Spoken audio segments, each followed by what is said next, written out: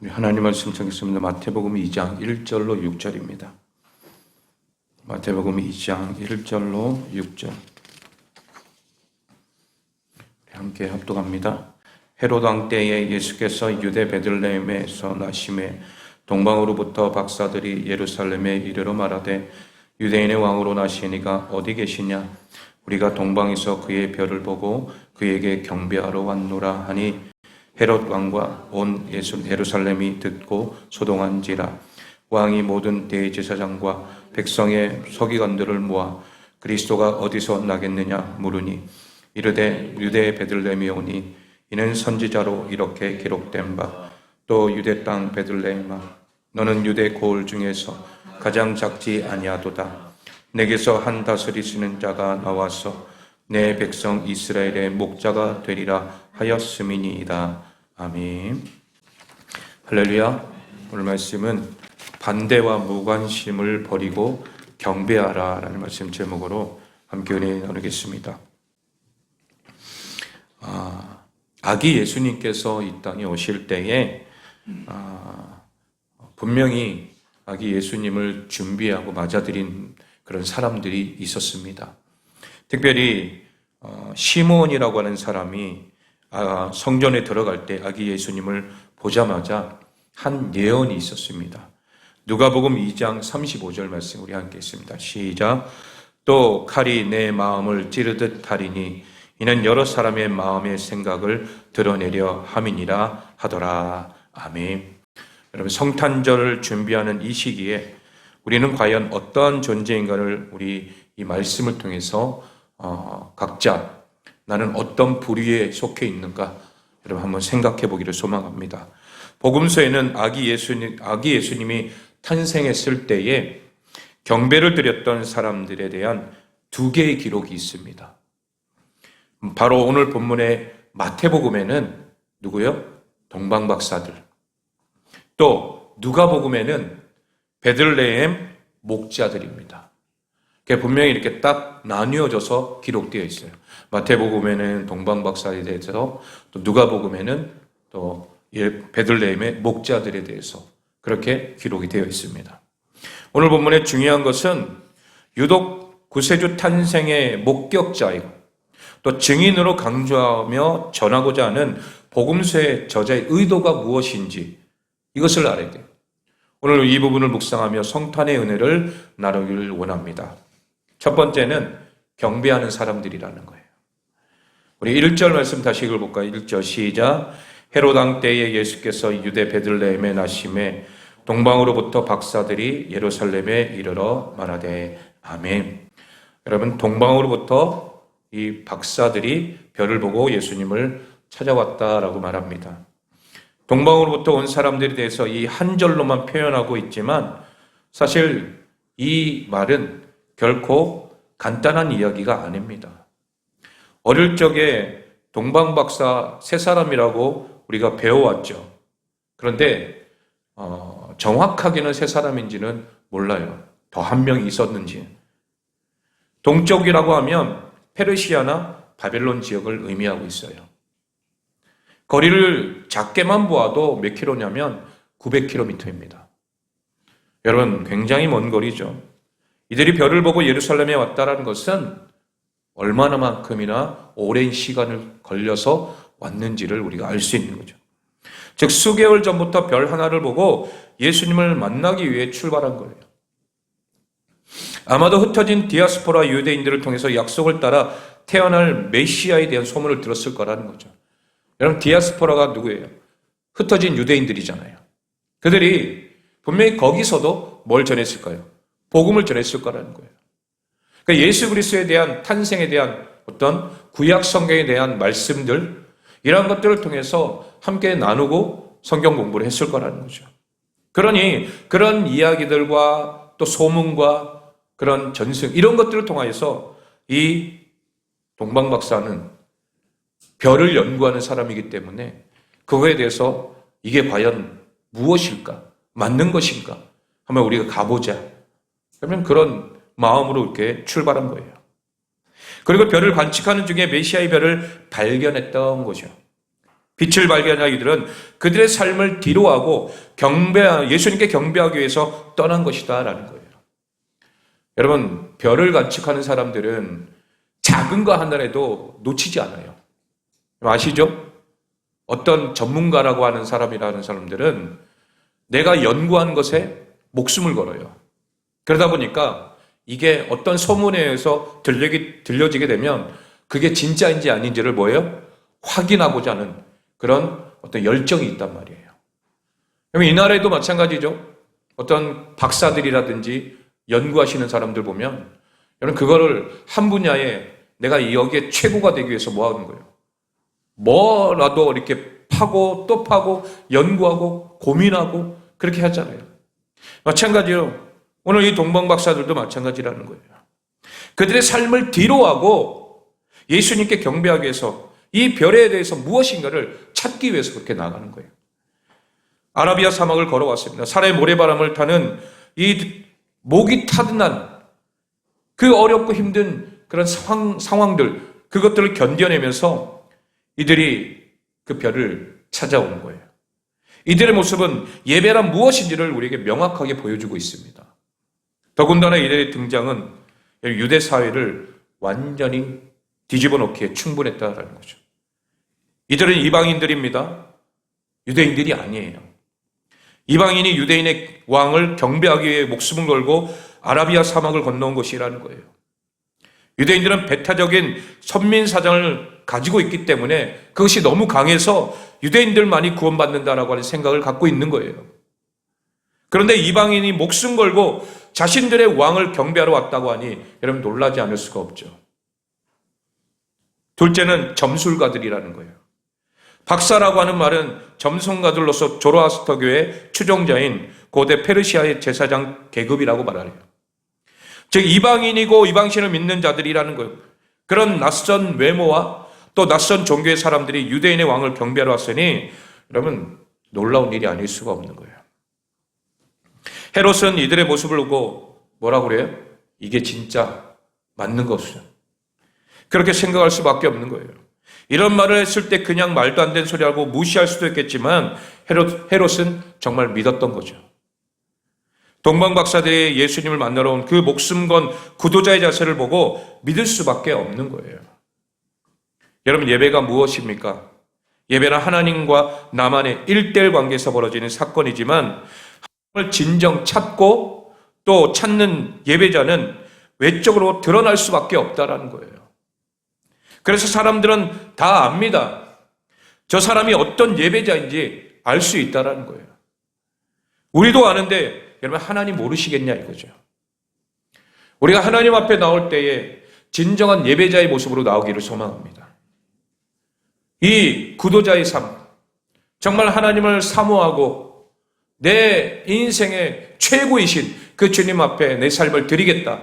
여러분 그런 마음으로 예배에 나온다면 우리의 몸과 마음과 우리의 모든 것이 자세가 달라질 것입니다. 이방인이 이방인을 섬기는 자들, 하지만 이들은 진짜 왕을 경배하기 위해서 목숨을 건 예배의 길을 떠났던 거예요. 이들의 한 번의 예배가 이들의 전 인생을 바꾸어 놓게 된 것이죠. 여러분 그런 예배자들이 되기를 소망합니다. 한 번의 예배를 드릴 때에 그것이 내 인생의 마지막 남은 한 번의 예배인 것처럼 여러분 우리의 마음을 쏟아내는 그런 예배가 되기를 소망합니다. 두 번째로는 거부하는 사람들이 있었다는 거예요.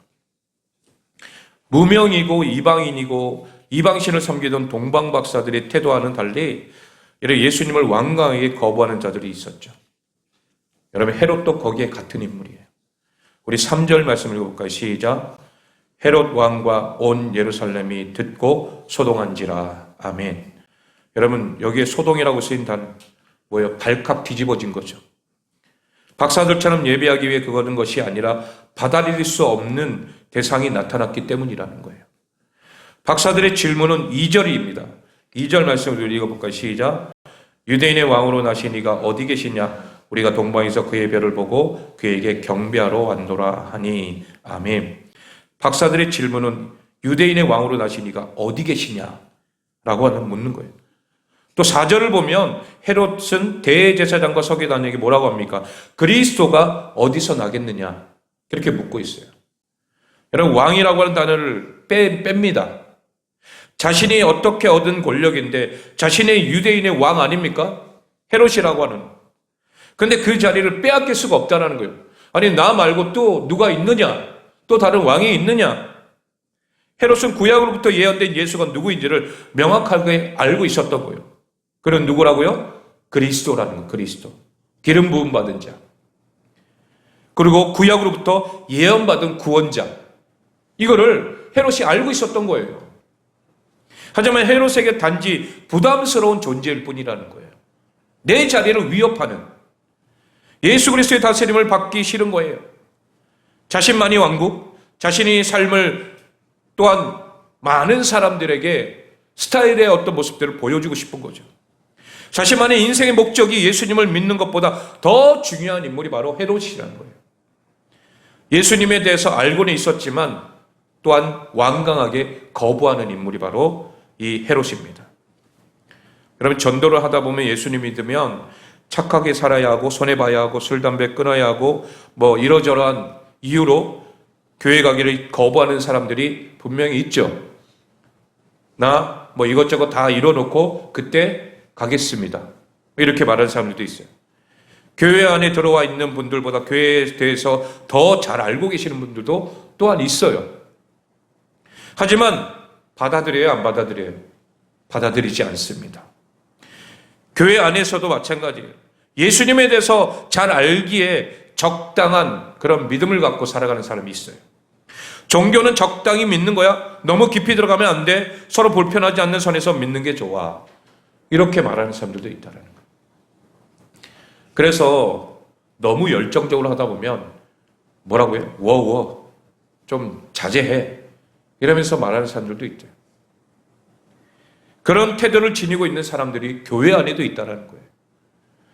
동방박사들은 자신이 그동안 쌓아올린 삶의 모래성처럼 무너뜨리고 예수님을 경배하기 위해 떠났지만 헤롯은 어때요? 자신의 것을 지키기 위해서 몸부림치고 있는 거예요. 포기하지 않습니다. 절대로 포기하지 않아요. 적당한 선에서 타협을 하려고 하지. 여러분, 이게 바로 헤롯의 모습입니다. 여러분, 이 모습이 오늘날 교회 안에도 분명히 있을 수 있다는 거예요.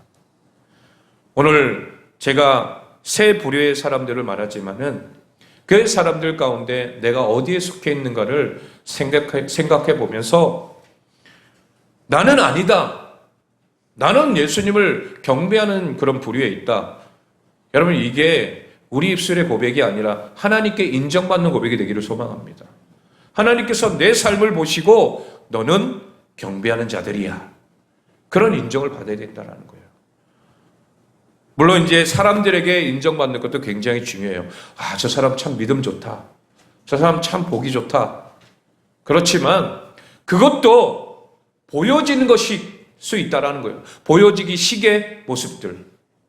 여러분, 그게 아니라 정말 하나님 앞에서 온전히 내 삶을 드릴 수 있는, 거부하는 사람이 아니라 받아들일 수 있는 주의 자녀들 되기를 소망합니다. 마지막 부류는 관심 없는 사람들이라는, 관심 없는 사람들. 이들은 바로 대제사장과 서기관입니다. 동방박사들의 질문에 대해서 헤롯은 대제사장과 서기관에게 묻죠. 헤롯의 질문에 이들은 정답을 알고 있어요, 몰라요? 알고 있어요. 우리 5절과 6절 말씀 읽어볼까요? 5절 6절 시작. 이르되 유대 베들레헴에 오니 이는 선지자로 이렇게 기록된 바, 또 유대 땅 베들레헴아 너는 유대 고을 중에서 가장 작지 아니하도다. 내게서 한 다스리는 자가 나와서 내 백성 이스라엘의 목자가 되리라 하였음이니라. 아멘. 여러분, 제사장들, 이 서기관들은 성경에 박식한 사람들이에요. 그러다 보니까 알고 있어요, 몰라요? 알고 있죠. 아, 드디어 이 일이 벌어지는구나. 이 일이 지금 이루어지고 있구나. 그럼 알고 있으면 어떻게 돼요? 그들이 직접 나아가서 예수님을 경배하러 가야 되잖아요. 근데 아는 것에 그쳐요. 이 말은 미가서, 구약 성경의 미가서의 미가 선지자를 통해서 선포된 말씀을 그대로 알고 있어요. 우리 미가서 5장 2절 또 읽어볼까요? 미가 5장 2절 시작. 베들레헴 에브라다야 너는 유다 족속 중에 작을지라도 이스라엘을 다스릴 자가 내게서 내게로 나올 것이라 그의 근본은 상고의 영혼에 있느니라. 아멘. 여러분 제사장들 서기관들 알아요 몰라요? 알고 있는 거죠. 미가 선지자를 통해서 예언된 말씀이에요. 이 말씀이. 그들은 알고 있는 것을 그대로 이 헤롯 왕에게 이야기해 주고 있는 거죠. 그런데 놀라운 것은 이들은 베들레헴으로 한 발자국도 움직이지 않는다라는 거예요. 이들은 외모 경건의 능력으로 충만했지만 그들의 내면은 뭐예요? 텅 비어 있는 거예요. 특이한 것은 4절 말씀에 보면 모든 대제사장이라고 나와 있어요. 원문의 모든 대제사장들 단수예요, 복수예요? 복수죠. 여러분 대제사장은 한 명이에요? 아니면 여럿이에요? 한 명밖에 없어요. 그리고 나머지가 그냥 제사장들로 있단 말이에요. 그런데 여기 모든 대제사장이라고 하는 것은 여러분 로마의 권력에 붙어서 그들의 편의에 따라 임명하는 대로 붙어있던 그런 제사장들이었던 거예요. 이들의 머리는 성경 지시로 가득 차 있지만 그 성경 지시는 그들을 한 발자국도 움직이지 못하게 만든 거예요. 여러분 내 안에 머리만 커지면 자꾸 판단하게 되고 하나님 말씀에 대해서 순종하기보다는 내 의지대로 내가 원하는 대로 가려고 자꾸 그렇게 하나님 앞에 어떤 어긋장을 넘고 있는 거예요. 이들은 주님을 만나러 베들레헴에 가는 것보다 자신들이 임명한 로마 왕궁에 있기를 원하는 거예요. 여기가 더 좋사오니. 마치 베드로가 변화산상에 올라갔을 때 예수님의 변화된 모습을 보고 또 선지자들 보고 거기에 뭐예요? 모세와 이사야 선지자를 보고 내가 여기가 좋사오니 하고 머물러 있기를 원하는, 내려가기 싫다 이거죠. 여러분 우리의 마음이 그런 마음이 되어서는 안 된다는 거예요. 더군다나 이들은 지식이라는 것이 예수님을 영접하는 데 쓰는 것이 아니라 예수님을 죽이는데 결국 쓰임받게 되었잖아요. 마지막 때 어떻게 됐어요? 예수님이 십자가에 못 박히기 전에 모든 지식을 다 동원해가지고 예수님을 뭐로 간주한 거예요? 하나님의 아들이라고 하는 신성 모독. 여러분 그것까지 동원해가지고 예수님을 십자가에 못 박아버렸잖아요. 이들의 모습을 보면 머리만 커지면 이룰 수밖에 없다는 거예요. 잘못된 생각에서 내가 판단하는 것이 내가 옳다. 그러다 보면 우리의 신앙이 누가 만약에 나한테 손가락질이나 지적질을 하면 어떻게 될까요? 네가 나보다 뭐가 잘났는데 교만한 마음이 쑥 올라오는 거예요. 그러면서 하나님의 말씀을 딱 갖다 대면서 거기에 반박을 하는 거죠. 이런 모습들이 우리 안에 분명히 있을 수 있다는 거예요. 여러분 관심 없는 사람이 돼서는 안 될 줄로 믿습니다. 분명히 우리는 예수 그리스도가 이 땅에 오심을 우리는 알고 있죠. 그리고 그 주님을 내 마음에 모시기를 원하는 자들이라는 거예요. 그렇다면 우리는 모든 관심이 누구에게 있어야 돼요? 오직 예수님께 있어야 될 줄로 믿습니다. 예수님을 향하여 우리의 삶을 또한 우리의 모든 목표를 주님께 맞춰야 된다는 거예요. 내 기준에 맞추다 보니까 머리가 커져가지고 자꾸 판단하게 되고 그거는 목사님 아닙니다. 그거는 집사님 장로님 아닙니다. 권사님 아니에요. 그러면서 어떤 회의를 하게 되면은 거기에서 반발이 먼저 일어나는 거죠. 그러면서 내 생각에는 이렇습니다 저렇습니다. 그것을 관철시키려고 하는. 여러분 거기에는 결국에는 주님의 관심은 전혀 없다라는 거예요. 주님에 대한 관심은 전혀 없고 내가 원하는 것을만 이루어가려고 하는 그런 모습들. 여러분 우리가 이러한 모습에서 떠나기를 소망합니다. 첫 번째 내가 말씀드렸던 경배하는 사람들은 하나님을 아는 사람들도 아니에요. 또 어떤 권력에 눈이 먼 사람들도 아니에요. 그들은 단지 내가 연구하는 것이 참 특이하고 또 내가 들은 소문이 과연 맞는 것인가 확인하고 또한 그것이 맞다면 내가 온전히 그 앞에 경배하기 위해서 내 인생의 모든 것을 다 포기하고 내려놓고 가겠다. 이런 마음으로 간 경배자들인 줄로 믿습니다. 예수님의 등장으로 이렇게 사람들은 세 부류로 나뉘어집니다. 이전에는 그냥 그렇게 살아갔어요. 자신들의 껍데기가 두터워진 자신들의 어떤 존재인지 드러나지 않았단 말이에요. 하지만 예수님이 태어난다는 소문만으로도 그들의 껍데기가 사라지고 그 속에 있는 것들이 튀어나오고 있다는 거예요. 무명의 돈방박사는 예수님을 경배하기 위해 목숨을 건 예배를 시도합니다. 헤롯은 자신의 왕권을 유지하고자 예수님을 죽이려고 합니다. 대제사장과 서기관은 성경 지식이 탁월하나 관심이 전혀 없어요.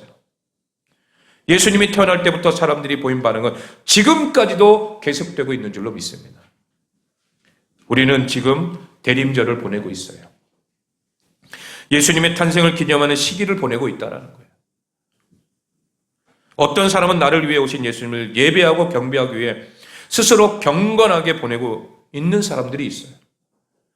어느새 쌓여버린 껍데기들을 스스로 벗겨내며 나를 구원하기 위해 오신 예수님을 맞이하는 그런 대림절을 보내고 있다는 거예요.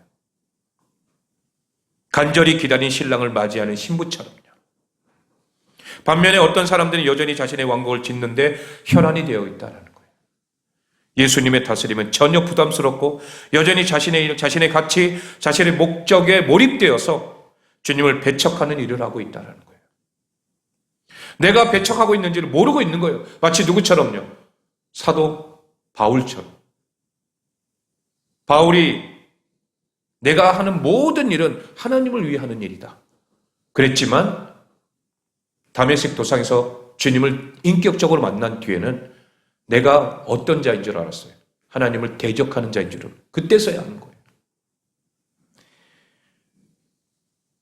그냥 의미 없이 지나간 우리의 삶의 모습들이 아니라 한순간 한순간이 하나님 안에서 모든 것이 의미가 있기를 소망합니다. 우리는 어떤 마음으로 이 대림절을 보내고 있습니까? 어느덧 나의 마음에, 내 삶에, 내 어떤 모든 모습 속에 껍데기가 두꺼워져서 내 심령이 차가워진 것은 아닌가? 동방박사들 같은 마음의 결단들이 있기를 소망합니다. 주님 앞에 여러분 이 예배가 내 삶의 내 인생의 마지막 예배다. 여러분 그렇게 생각한다면 어떤 마음으로 올까요? 결코 우리는 하나님 앞에 가벼운 마음으로 오지 않습니다. 정말 생명을 걸고 주님 앞에 내 삶을 드리기를 원하는 마음으로 예배 자리에 나오게 되죠. 즉 진정한 하나님을 경배하는 자들, 그 경배하는 자들이 우리가 되기를 소망합니다. 내 인생의 마지막 성탄절이 될 수도 있어요. 내 모든 것을 걸어 예수님을 예배하는 거룩한 주의 자녀들 되시기를 예수 그리스도의 이름으로 축원합니다.